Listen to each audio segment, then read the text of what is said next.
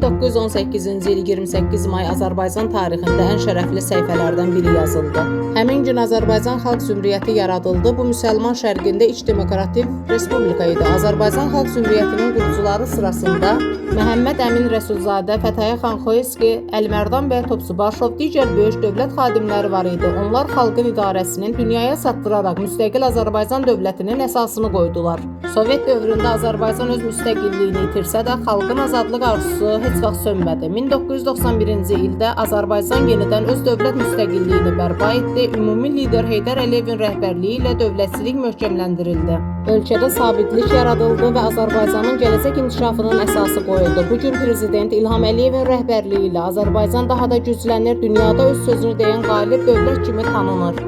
Xalqımızın birliyi, şəhidlərimizin qəhrəmanlığı və ordumuzun gücü nəticəsində torpaqlarımız azad edildi və Azərbaycan ərazi bütövlüyü bərpa olundu.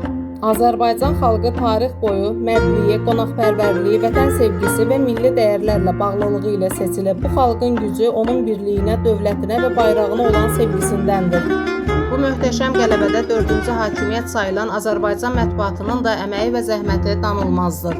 34 illik jurnalistika fəaliyyətimlə və təcrübəmlə hər zaman dövlətimizin Ali Baş Komandan cənab İlham Əliyevin həyata keçirdiyi siyasəti dəstəkləyir, dövlətimizi və milli birliyimizin yanında olduğumuzu qürurla bəyan edirik.